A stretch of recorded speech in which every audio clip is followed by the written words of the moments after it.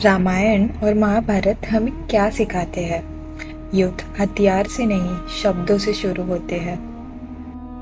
रामायण में युद्ध की शुरुआत उस दिन नहीं हुई जब श्री राम ने धनुष उठाया। उसकी शुरुआत बहुत पहले ही हो चुकी थी, जब मंथरा ने रानी कैकेयी के मन में संदेह का बीज बोया। उसने कहा, अगर राम राजा बन गए तो भरत का क्या होगा?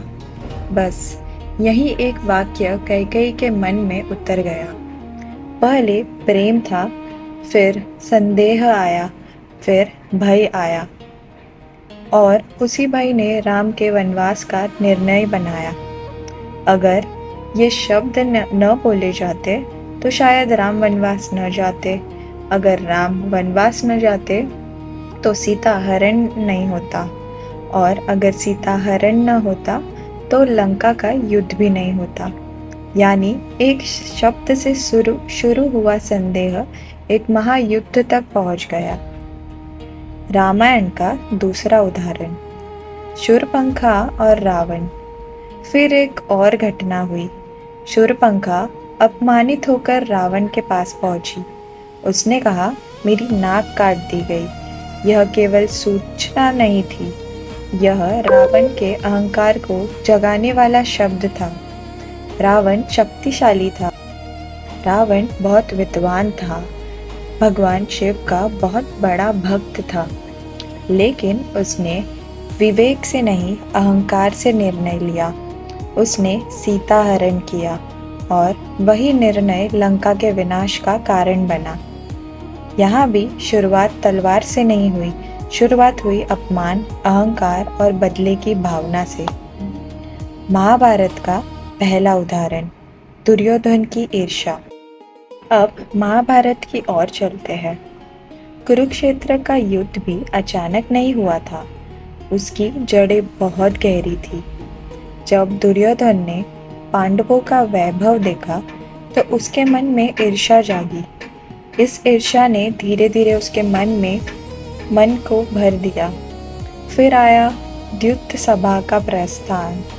द्रौपदी का अपमान हुआ, सभा में कठोर शब्द बोले गए, सम्मान को चोट पहुंची, और उसी दिन युद्ध का बीज और गहरा हो गया। महाभारत हमें सिखाता है, जब अपमान को धर्म से ऊपर रखा जाता है तो युद्ध निश्चित हो जाता है। महाभारत का दूसरा उदाहरण, कृष्ण का अंतिम प्रयास। युद्ध से पहले भगवान श्री कृष्ण स्वयं शांति प्रस्ताव लेकर गए। उन्होंने कहा, पांडवों को 5 गांव दे दो, लेकिन दुर्योधन ने उत्तर दिया, मैं सुई की नोक जितनी भूमि भी नहीं दूंगा। यही शब्द थे जिन्होंने अंतिम शांति का द्वार भी बंद कर दिया।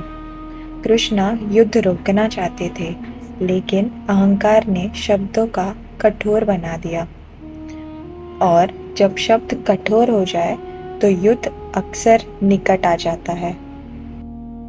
आज का समय, अब जरा अपने जीवन को देखिए। आज भी कितने रिश्ते तलवार से नहीं टूटते, वे टूटते हैं एक मैसेज से, एक गलत कमेंट से, एक अपमानजनक बात से, एक गुस्से में बोल गए शब्द से। घर में विवाद हो, दोस्ती टूटी या परिवार बिखरे, अक्सर शुरुआत किसी हथियार से नहीं होती, शुरुआत होती है तो सिर्फ शब्द से।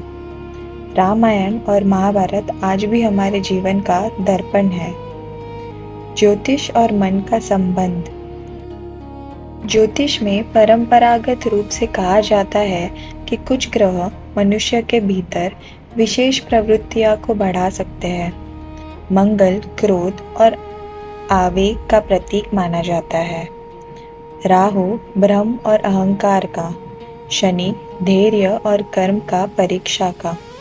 लेकिन याद रखिए, ग्रह युद्ध नहीं कराते, वे केवल हमारे भीतर की प्रवृत्तियों को उजागर करते हैं।